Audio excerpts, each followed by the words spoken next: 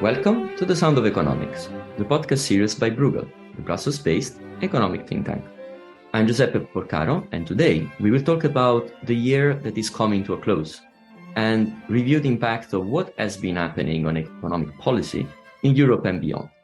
To help me navigate through those troubled water, I have the honor today to have Bruegel's director, Jaromir Zettelmeier, and senior fellows Maria de Mertzis and André Sapir. Welcome to The Sound of Economics. Hello. Hello. Hi, it's great to be here. The invasion of Russia into Ukraine has been a defining moment that changed the direction, of course, of the year. We can almost say that the year really began at the dawn of 24 February with the infantry divisions and armored and air support in eastern Ukraine and dozens of missile attacks across both eastern Ukraine and western Ukraine. So our conversation will definitely come back several times on what is going on the military front, something that we would not have expected to have in our traditional review of the economic policy just 1 year ago, as we were still wearing surgical masks and counting the numbers of infections of the latest variant of COVID-19. We will try in particular to go through three main aspects that are unfolding and are crucial to understand the complexity of the year that just passed, but also the one that is about to start, hopefully. So clearly, and firstly, we are going to look at the impact of the war and the energy crisis. Secondly, to the continued confrontation at global level and its various implications on trade, on global policy, multilateralism, and so on. And thirdly, we're going to focus on EU governance. What does this all mean for Europe in the current situation, and trying to navigate all of you, our listeners, to this very, very complex year that we just have seen in front of us. So I would like to start with the big one, the impact of the war and the energy crisis, which is connected to it. And I'm looking at Jaromir because it would be great if you could kick off our conversation. Thank you, Giuseppe. So basically the war and the energy crisis have changed everything. They have most obviously turned a very sharp rebound from the COVID recession into what is now a prospective second recession next year. So they have nipped that recovery in the bud. Maybe it's exaggerated to say it nipped it in the bud, because last year we did have a significant recovery, but it certainly has prevented the recovery from continuing. So in this sense, it has had very large real effects. Second, and perhaps even more obviously, it has had a huge effect on headline inflation and hence on the monetary policy of the European Central Bank, which has tightened very quickly, much more quickly than was anticipated by the ECB itself at the end of last year, when it envisaged a very gradual tightening. It has, in fact, been a historically fast tightening, something we have not seen in a long time, in the US particularly, but also in the euro area. And third, it has had big consequences for crisis management and the way we operate together politically. We cooperate politically in the European Union and beyond with our neighbors, such as the UK, and of course our allies in the United States and elsewhere. And here, just to mention what has impressed me the most, and we can follow up on this later, particularly when we talk about governance, is this sort of remarkable transformation from a situation that very much started out as one of impressive unity, quite a lot of resolve, joint action on sanctions, after some initial hesitation, also joint action on military support for Ukraine, to a situation that I would say since about September of this year has returned some of the old divisions that we have seen in past crises, in particular in 2010 to 2012, in the euro area around fiscal lines. So the fiscally stronger versus the fiscally weaker. And this has been a rather sobering development that has to do with the impact of the energy crisis and with the differences in how various member countries want to address the energy crisis. And this is a topic I'm sure we will deepen later. May I just perhaps reflect a few of the choice of words that Jeromin used, because I think that it's kind of nice to see. He started by saying that he has changed everything, right? And it's interesting that towards the end of his interception, he said, "Well, we're back to the same fights that we had right. Many years ago." And that, I keep thinking of this French expression, "plus ça change," It's not obvious to me where this will lead us if you think about 2 years from now. It's interesting in the pandemic crisis, there has been some real innovations in the way that Europe came together and operated. In this crisis, kind of all divisions came back because the origin of the shock was different, the preparedness was different, and the effects, I think, are quite different. And actually, quite frankly, I think the way that we like to interfere with our economic models, they're very different. There's almost, ideologies in the way that we like to manage our economies. And they're very much reflected in some of the more detailed parts of our reactions. So, I'm trying to think where we're going to be next year when we make this podcast, or 2 years from now when we make this podcast again. And, how would today's reality look different then? And I'm not quite sure, Jeromin, that, everything has changed. I think the world has become more aggressive. I think that's certainly true. And some of the conflicts that we thought were kind of external to us are now becoming a lot closer, and geography is what it is. And that is very worrying because, it's a real threat to our existence. One of the biggest worries I have about all of this is the nuclear proliferation that this is leading. And the economics is so secondary to this. What are we doing about ensuring that the world peace will be preserved? I'm not quite sure what Europe's role in it is. So let me bring a different dimension, maybe more political inside the EU. I think both Jeromin and Maria started by saying that, yes, in a sense, when you're looking at the way we are handling the crisis in the EU from an economic viewpoint, and in particular from a fiscal perspective, we are seeing some of the old dividing lines that we had seen during the sovereign debt crisis between the core euro area countries and the southern ones, the stronger countries and the weaker countries from a fiscal perspective. And that's right.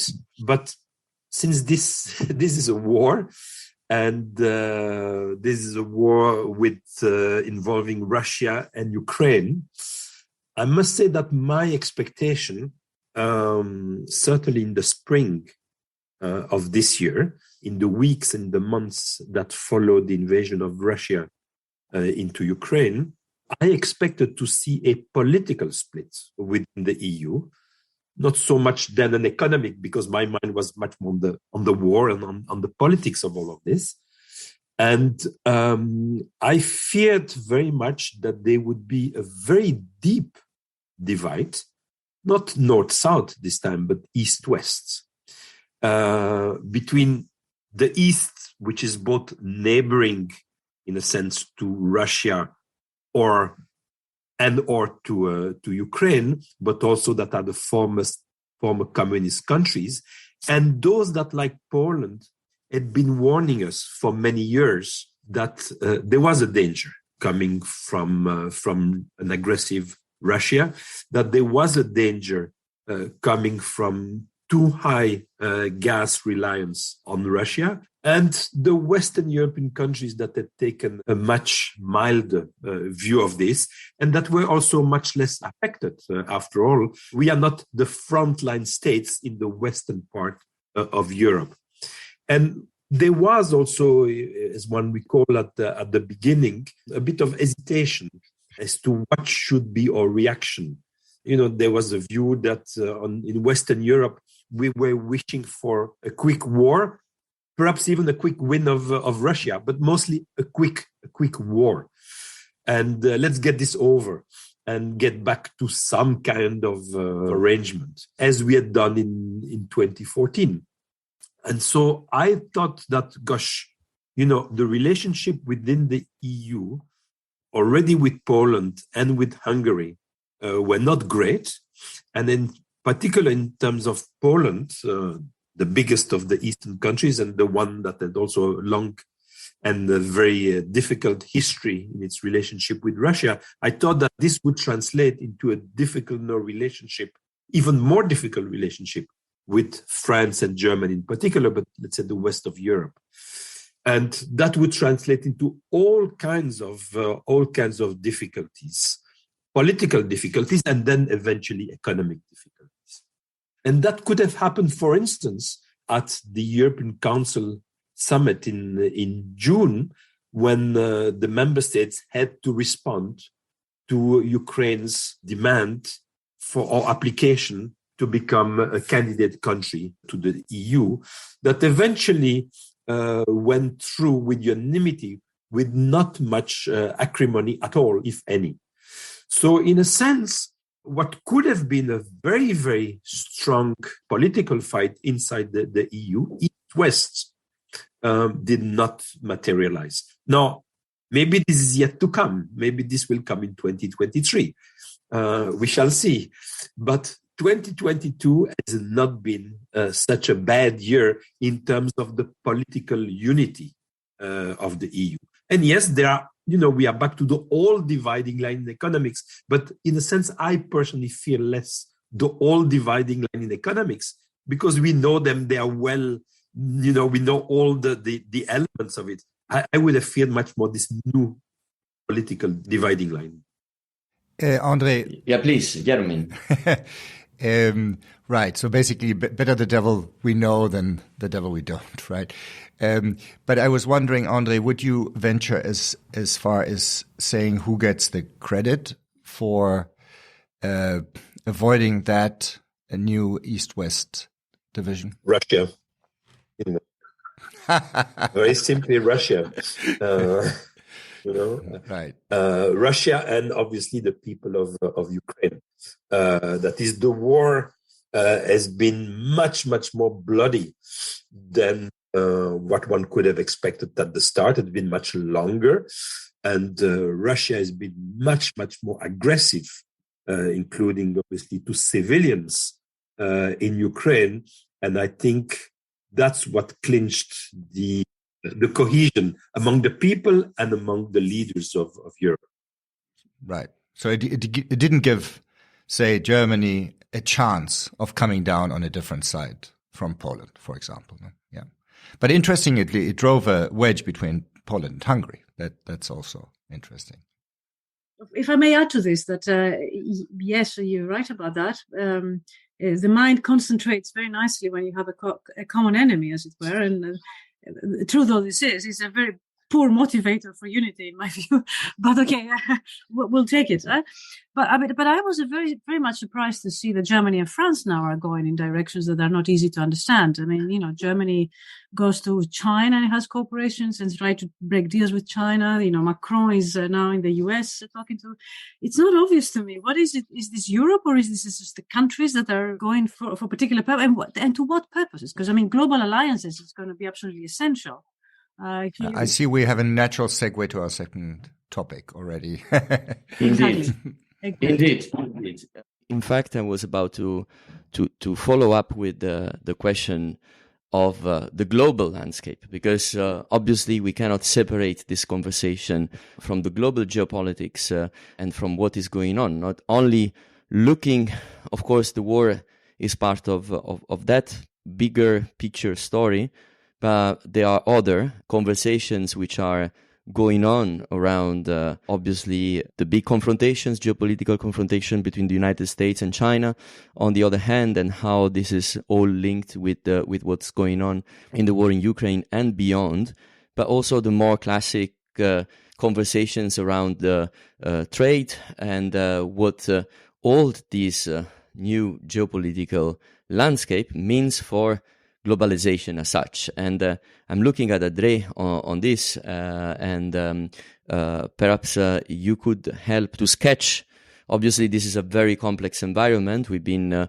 speaking about it at the Sound of Economics at Bruegel in many publications, and of course, it's at the center of attention. But sketch in big lines what is crucial there to understand what's going on. Well, I think when we will look back at 2022, I think the big issue, obviously, besides Russia and Ukraine, will be China. And I'm rather puzzled, in a sense, as to where we are headed or where China is headed based on the events of the year 2022.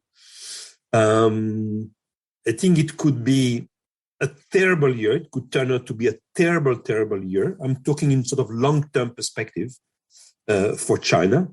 Or it could turn out to be not quite a bad year. Bad on one side, but pretty good on the other. Andre, you need to explain a little bit more. What exactly do you mean by that? Absolutely. Now, remember the year started with the Olympic Games, the Winter Olympic Games in China, and with the visit of Putin to China, and in a sense the agreement signed between China and Russia that showed that they had a common reading of the world, a common reading of their position towards the West. And the West was past in their reading, was a decline of the West, and now was the rest, of which China and Russia would have been self-appointed leaders. It was the time for the rest. It was the 21st century, the beginning of the 21st century, really now, with this passing of the guard. And I guess that, and I think what many people guess, is that China had no clue what Russia was going to do. So I think for China, it was in a very odd position when the war started. And not only when the war started, but when the war started to linger. Again, if the war lasted for a week, we would have been more or less in the position of 2014 with the invasion of parts of Ukraine. And that was a fait accompli. But now we are really in a war. And China, in a sense, has found itself in an odd position. On the one hand, it had just signed a deal with Russia, announcing that they were allies now in this new phase of history. On the other, it saw that the West had put a very strong fight against Russian invasion, and the West, Europe and the United States, are the two main economic partners of China. So it put China in a very, very odd position. And we have been wondering all the time, how would China react during the war? Does it support Russia? Does it not support Russia? And it has remained ambiguous all the time. And I don't think that it has really served it well, in a sense, to be in that position. Plus, obviously, there's been the COVID handling. China is still mired into its strategy of zero COVID. And it doesn't seem to have a clear exit strategy from that. So I would say from that viewpoint, 2022 was a very, very bad year for China. In the longer term perspective, and I will finish with that, what may turn out to be good for China is that Russia is almost surely going to be very, very weakened and very, very isolated by this war. And it means that in terms of the relationship between Russia and China, where China was already the senior partner, clearly, in economic terms, is going to be even more the senior partner with more cheap access to the resources, to the immense natural resources from Russia that clearly China needs. So hard to say whether this will reinforce China or weaken China, and therefore what are the implications for the fight that was already there before the war between the United States and China, that I think everyone agrees, and I certainly do, is the dividing the dividing line of the 21st century, the West versus China. So how does China come out of this? And how does, therefore, the West versus China come out of the year 2022? A big question mark for me. And speaking about the West, I'm looking at Yeromin and the other side to discuss and at least say a few words about is, of course, the United States. Why I'm looking at you, Yeromin, is because you've been in Washington, D.C. until the summer, and you've been leading some of the conversations happening in D.C. In the first part of the year, and you're very close to what has been going on over there. So perhaps your perspective and reaction to what André has been just telling us, maybe I would say not as seen from DC, because of course you're not there and you're not American, but definitely you might give us some fresh perspective on that. So with respect to EU-US relations, the two most prominent factors, I think, that are driving this relationship and unfortunately push in different directions are, on the one hand, that the United States has really come through for Europe, for us. It has been a more effective and more generous source of funding of Ukraine than the EU and its members together. And there is a real sense that the common purpose that was driving the Atlantic Alliance since its inception is alive and well, unfortunately, right, because of the common thread. But certainly the alliance has risen to the challenge. So this is very good. What is creating difficulties, I think, in the transatlantic relationship is, on the one hand, perhaps some impatience on the side of the US that we are not doing enough. So it's not completely clear how long the generosity will last and whether, for example, it will survive a Republican administration.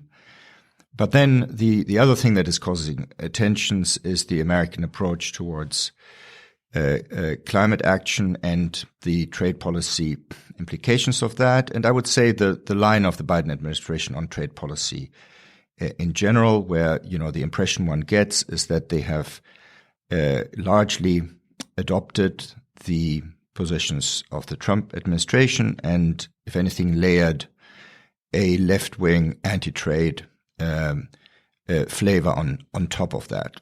And so it's very difficult for Europe to react to this. This is sort of the worst time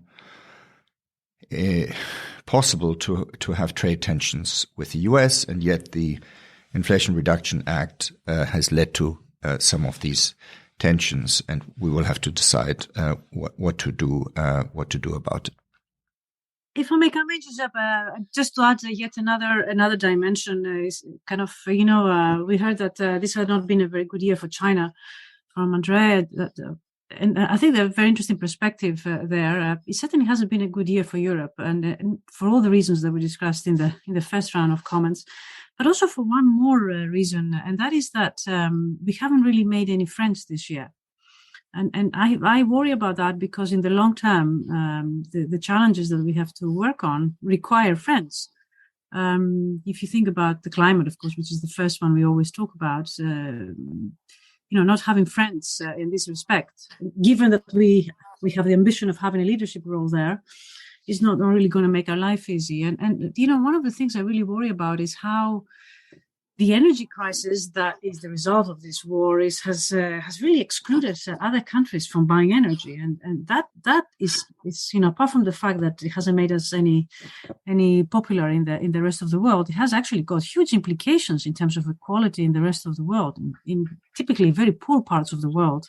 So there is an impression out there that Europe is contributing to the impoverishment of poor parts of the world, and I find that really quite a very uncomfortable thing to be happening, first of all, and for Europe to be contributing to that. I was very shocked back in February, March, when I saw the votes in the Security Council of how many countries actually did not vote with what we now call the West. It was pretty much a 50-50 split in this respect. They didn't vote with Russia, but a very big number of countries abstained. that was very much an indication that, we think we fight a good fight, but actually other parts of the world think very differently. So the divisions that both Jeremy and Andrea talked about are becoming entrenched, and we're contributing to that. It's not through we contributing to this entrenchment. I don't know how we're going to make friends globally, but 2022 will also be remembered for a year where Europe actually lost a lot of its soft gravitas, if it ever had any, which I think it does. It actually lost some of it, and recovering it is not going to be an easy business. Maria, you point out something very important. It has a lot to do, of course, how we move forward on energy, right? Because that, was arguably the single most important factor behind the sense of EU egoism that you're describing. The fact that we bought up a large share of the global LNG market, contributed to high prices, and so forth. And here we have been arguing for a long time, and increasingly since the summer, for more action on both the demand and the supply side.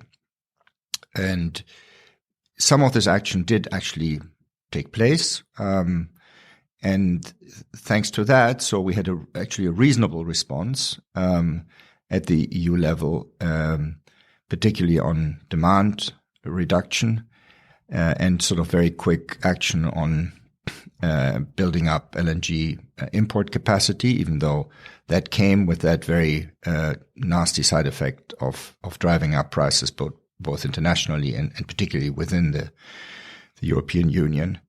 So, thanks to that action, we actually now a bit less worried about the immediate disastrous consequences of this crisis than we were about 3 months ago. So this is something also that has to be said, no? So we can have the luxury, in a sense, to sit down in early December and look back at the year and look forward and think more about the longer term rather than having being worried about a complete breakdown in the energy market in the next few months. But the fundamental problems are unresolved, and we will face a new year in which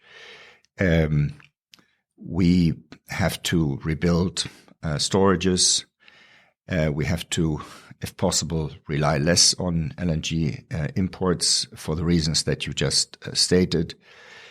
And we have to do all that without almost any Russian gas, which, after all, did still help us quite a lot get through the crisis in the first few months, because the withdrawal of Russia was gradual.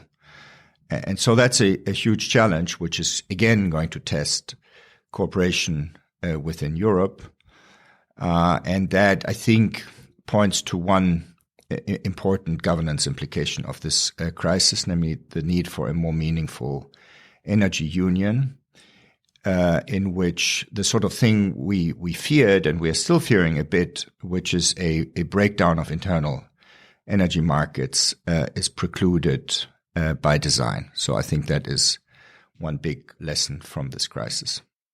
And Jeremy, you somehow introduced already my third block, and say like the third part that we would like to look into this, which is the impact on Europe, but rather focusing on the policy measures when it comes to economic policy, but also the governance, the European governance. We've been floating around that question already since the beginning of this episode, and I would like to ask, perhaps Maria could kick off on that. We mentioned certain things already, the vote in the summer about the candidature of Ukraine to become part of the EU. We've been mentioning the reaction to the energy crisis, and we've been mentioning, of course, the military reaction. All these kind of things obviously points into one direction, which is the fact that the European governance is putting into a test, and there is a conversation and a debate whether this governance, current governance, should be revised. There are initiatives on the spot which I would like to hear your opinion about. There is the European Political Community Initiative, which which on one side has been revamping the issue of the larger Europe conversation and what is the role of the neighborhood. On the other hand, there is our internal cuisine, which is keeping being discussed. I mean, has to say the whole debate of deepening the union versus widening the union. This is being central. So perhaps you could help us navigate a bit more into this, and then listen to André and Jeromin on that as well. Yeah, perhaps I could start with a little bit saying about the macroeconomic outlook and kind of our efforts to deal with it, because the difficulties with the macroeconomic outlook kind of makes the discussion of the governance go in different directions. You know, if we're in place sailing, certain things can and may happen. If we're not in place sailing, it's a lot more difficult. There is no doubt that the number one problem right now is inflation. All of us see it in our pockets, and it's not obvious how to deal with it. As for so long as energy is such a crucial component in driving the inflation rates, it's not obvious how to deal with it from the macro perspective. So that remains a puzzle, and I don't want to go into the technicalities of it, but you have the ECB particularly following a direction in its policies, which is, in my view, forced to do. That in itself creates other issues, like financial fragmentation that we know about. But that's one set of problems, and it's across the board. Now, it is also important to reflect that when we talk about inflation, we don't have one story in Europe. There are countries that have got inflation above 20%. There are countries in the Eurozone that have got inflation of 5%. And that is a very different problem. And yet we have one tool, one hammer for that, very different nails across, inflationary nails, if I may call it this way, across Europe. Then there is the fiscal side. And actually, at Bruegel, we have a wonderful data set which monitors the fiscal effort that countries have been putting in place to try and deal with the crisis. And much to my surprise, I don't know why I was surprised, because we were going there, but I discovered that, we have put fiscal packages in Europe of the order of magnitude of 600 billion. Just to give you a sense of how big this is pretty much equal to the Next Generation EU fund that was created at the beginning of the pandemic. So we're talking about huge fiscal power there. Now, that's good news and it's bad news. It's good news because it's dealing with protecting countries, with protecting consumers and financing the economy. But it's bad news because it accumulates debts. And, we started with high debts to begin with, and now we accumulated the debts. And that, when it comes to the debt position, is where we're coming back to the old rifts in all discussions that we have. Jeromin used a very nice expression in our internal discussions that all things are fiscal, and actually it comes very much down to this, that the crisis, the source of this crisis, were very different to the sources of other crises. But the preparedness also was very different. And part of that preparedness comes from the fiscal. The ability of certain countries to deal with this is very different than others, simply because the level of indebtedness is very big. And that comes to the governance, if I may come to that. I mean, how do we govern an economy? How do we govern a union in ways that it can create a system that is robust to the economic shocks, but robust also to political shocks? And that brings me, of course, to the EPC, which you talked about, which is an idea floating this year on creating a bigger and stronger kind of, alliance of countries, at least in the neighborhood of the EU. And it's a very good idea in the sense that it has a very good intention, in my view. It stumbles upon problems that have to do with tiers of membership, which, it's inevitable. That some countries feel that automatically puts them in a non-membership club, and therefore in a second-tier club. And that is, in my view, a very important problem to solve. But it is well intended, and I think it is the direction of travel there. So I would hope we can make some progress in this respect next year, and before the next Commission gets put in place in 2024. But it's not going to be an easy ride. Speaking about rides which are not easy, Jeromin, you've been looking at what's going on in the fiscal debate, and obviously the other big question regarding the governance is also around fiscal rules and how the whole debate have changed, also in light of everything that we've been saying in this conversation so far. So perhaps you could add something on that side as well. Yes. So this is now more of a medium-term issue, but nonetheless one that is, I think, quite urgent. So if you look at medium-term projections by the European Commission, by the International Monetary Fund, what is quite striking is that even though these projections, if anything, are based on the assumption that a lot of the support measures, not only from COVID, but also from this crisis, are going to come off pretty soon, right? So that they're temporary.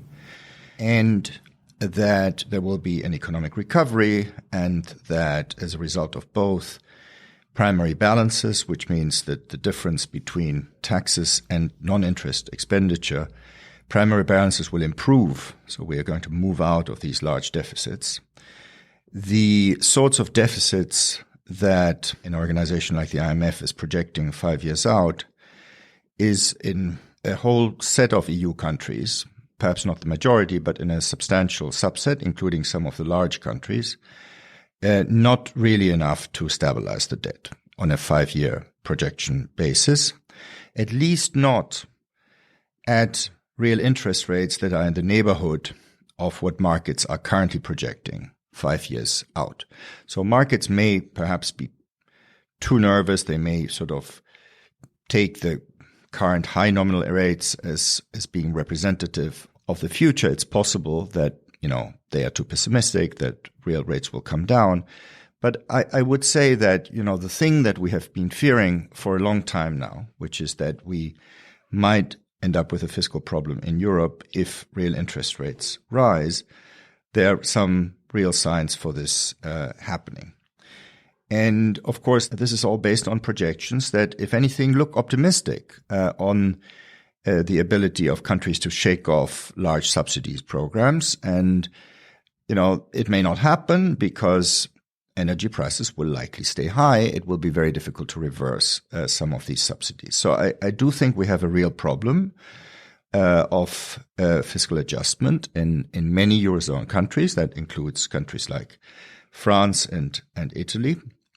And so I'm kind of not quite sure how we're going to approach this. I am myself not on the side of those that, argue for radical austerity, for doing this in a rash way. There clearly is some combination of fiscal adjustment and growth enhancing structural reforms that has to be brought to bear here.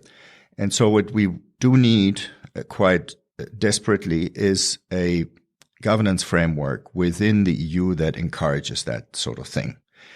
And, the current fiscal rules do not. They have repeatedly been proven inadequate. Defenders say that this is because they have not been implemented. But of course, part of the reason why they have not been implemented is that they're not very attractive from the implementing country's point of view to begin with. So to its great credit, the European Commission has come up with quite a radical proposal of how to address this. They are essentially proposing to throw out the rules as we know them and to replace them by a combination of a guided debt reduction strategy based on debt sustainability analysis and an operational target that no longer focuses on cyclically adjusted fiscal deficits, but focuses more on expenditure ceilings adjusted by interest spending and tax changes. So this is an operational concept that at Bruegel we have long advocated. Our colleagues Zsolt Darvas and Greg Kleis were among the first to suggest this back in 2016. So these are all changes that they go in the right direction, but unfortunately there are some loose ends in this plan, which we pointed out in a recent blog written with André, who is here, and with Olivier Blanchard from the Peterson Institute. And among those loose ends is the fact that this proposal gives the Commission a lot of discretion, and more generally, it really puts the Commission in the center of the new system in a way that we think sort of slightly undercuts this shared view that in order to get better implementation of the rules, we need more national ownership. So in short, this is a good first step, but we really think that particularly the national ownership point, the role of the member states, and in our view, the role of independent fiscal institutions, such as the European Fiscal Board, but also fiscal boards at the national level, really needs to be upgraded. you see, once you are in the complicated real world where you admit to the fact that rules generally don't get it right, that you generally need some discretion, the question of who exercises this discretion and how abuses of discretion, which may be deliberate or which may simply reflect, procrastination of problems, how this discretion is exercised really becomes front and center. And so here I think we need to have many more checks and balances in the system than what the Commission currently proposes. But it's a very good thing, I think, that we end the year having a strong proposal as a starting point on the table. So I'm grateful for the Commission that they went ahead and did this. And we are going to link up in the show notes the blog that you just mentioned, alongside other things that we published during this autumn around the debate of the fiscal rules, and as well the recordings of another podcast and an event which we held about that. So you'll find the links in the show notes. Then looking at André in order to wrap up this part, because then we are going to go towards the last part of this conversation, and basically ask if there is an additional thing you would like to say on the specific point of Europe. Otherwise, we will go towards the end of the episode, because I still have 2 short questions for you. So yes, let me say something additional on the issue of governance, on the institutional matter. I agree with everything that was said by my 2 colleagues. I just want to add one dimension. I do hope that at some stage, whether it will be in 2023 or beyond, 23 would be a good year because it's the year before the European election in 2024. So I think 23 would be the right time. But if it's not then it should be in 2024. I think we do need a serious discussion in Europe after or during the fact that we are now in a crisis mode, with crisis, falling one from another at a very, very rapid pace. We had the financial/sovereign debt crisis, late early 2010s. Then we had the COVID crisis. Now we have the war/energy/climate crisis.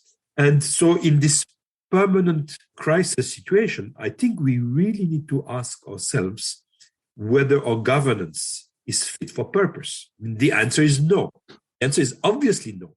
During the sovereign debt crisis, we did fix a little bit of governance, and the banking union was one of the elements of the governance. Now, there is indeed trying to fix the fiscal rules as part of the package of economic governance. But there are many, many other elements, energy union. Some are talking about the defense union. We were talking during COVID about a health union. All of those unions, fiscal union before, health, defense, energy, and how all of those connect. This is leading us to a very, very different union than the union that is embedded into the Lisbon Treaty. So at some stage, I think we do need this serious conversation about what are the implications. We can't just sort of, at each crisis, try to, plug in the holes, sometimes quite quickly, sometimes not so quite quickly, and in a rather haphazard manner. And I think this is, this does require a serious discussion, plus obviously what you discussed at the beginning, and that I will not re-enter now, Giuseppe. Enlargement. Enlargement is at our door, literally. Ukraine, the countries of the Balkans, so how does union, faced with much more difficult problems than in the quieter times of, 15 years ago, in this perma-crisis, as, friends at the European Policy Center called it, the situation, perma-crisis, how do we deal with that? And what does it imply for our governance? I think that is something that needs to be really addressed. A very serious conversation in Europe, to which we obviously at Bruegel do contribute and need to contribute more. Indeed. And we are going to keep contributing to next year, of course, André, because this is very important. I have 2 more final questions. Well, first, it's more of a present that we always give traditionally to our listeners for our Santa Claus kind of little wrapping something on the Christmas tree for all of you. We cannot give it to you in person.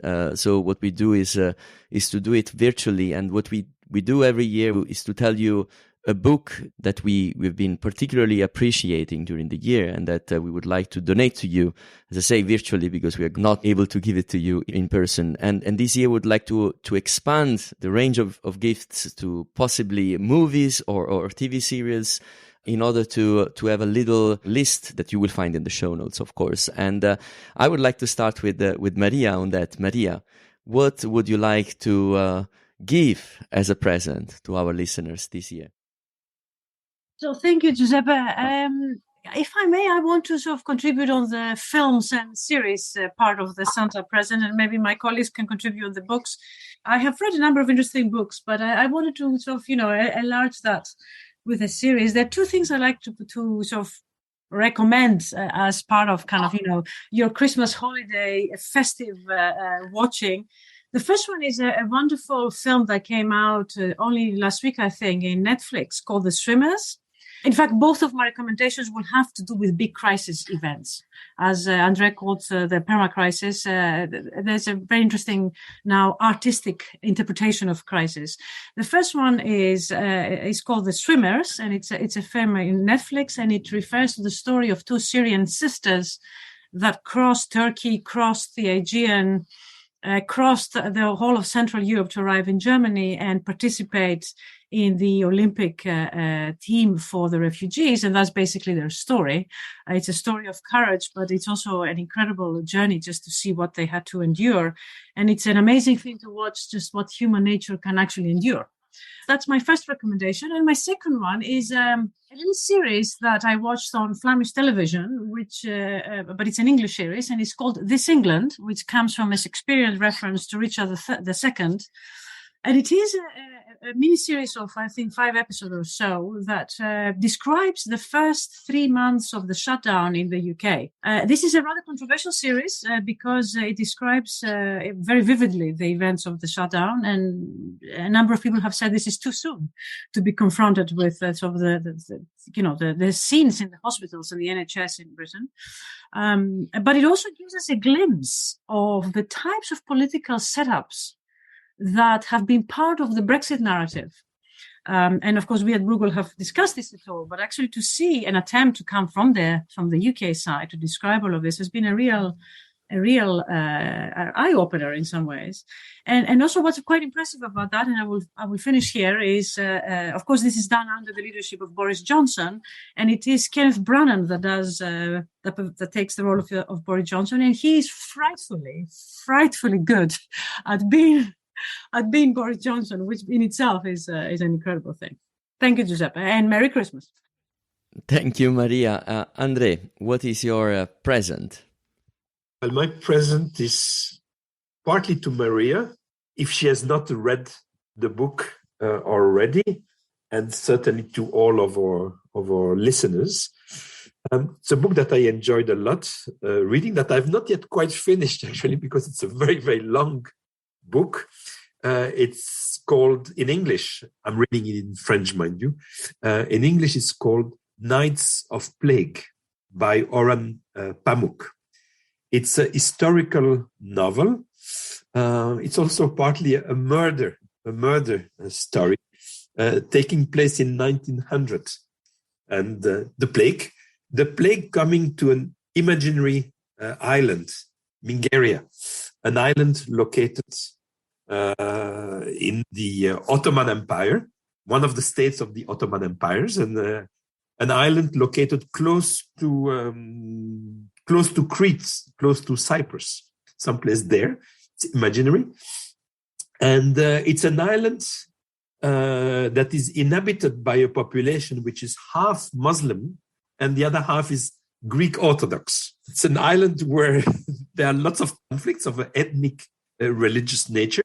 And it's also an island because it belongs to the Ottoman Empire, and where in 1900, the Ottoman Empire is already in decline.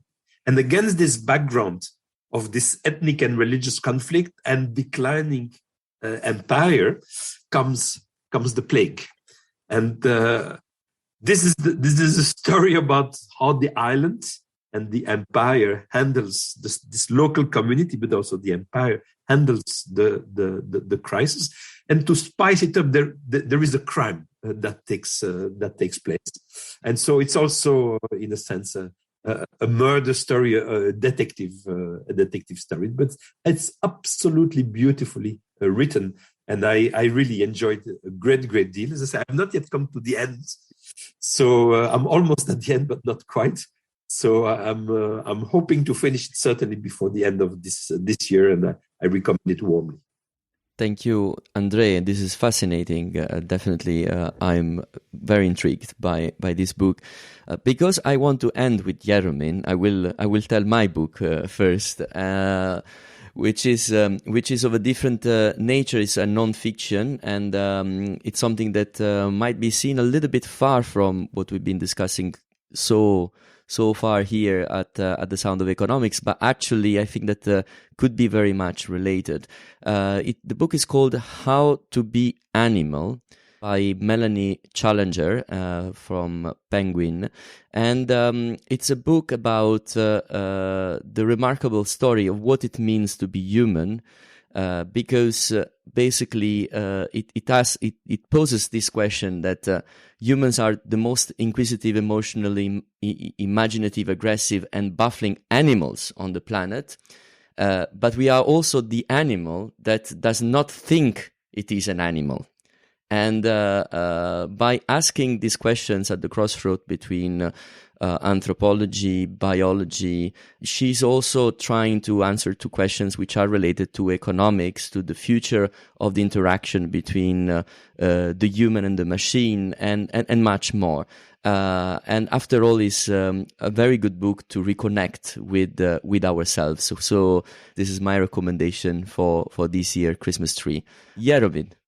So a book that I enjoyed enormously, I must say I read in the summer before I came back to the EU and delved into energy crisis and the rest. So it feels almost a little anachronistic at this time. But if you want to take a break from Ukraine and energy, I really recommend it, is Simon Cooper's book Chums, How a Tiny Cast of Oxford Tories Took Over the UK. So the Brexit is a bit of a trauma, certainly for me as an Anglophile, and this funny, incredibly poignant and well-observed book sort of helped me work through this trauma. It's essentially a book about the intellectual and social origins of Brexit, not of the underlying political movement or the deep historical forces that produced it, but a personal history of the actors that were behind Brexit. And these actors all have a common background. They were all in Oxford in the mid to late 80s.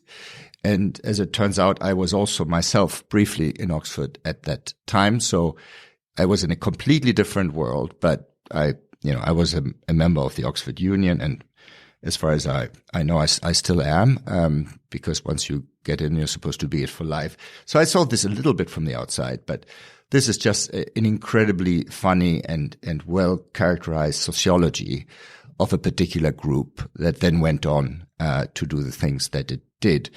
And, it does no longer feels as relevant as when I read it, because Boris Johnson was still the prime minister, but we still have a few of these politicians who are in the UK government. And so if you are sorry about Brexit, it will help you. It will help you the way it helped me. If I can just throw in one film thing that I would highly recommend on the same topic is, again, the Financial Times has done a fantastic short documentary, one can call it. It's only about 25 minutes long, where they document the sort of tangible costs of Brexit to the UK economy. I highly recommend that too. It's easy to find on YouTube. Thank you so much. So we have a very nice list for all of you. And I would like to wish you a happy closing of the year and a fantastic start of 2023. I would like to skip this year any kind of predictions for what 2023 can bring to us, because we've been quite wrong every single year that we have tried to answer to this question. So perhaps it can be a good omen for next year not to try to predict what is going to happen in the next few months, hoping that it's going to be a little bit more predictable and a little bit less gruesome than what we've been living so far. Jeromin, Maria, André, thanks a lot for joining this conversation, and until next time, bye-bye. Thank you so much.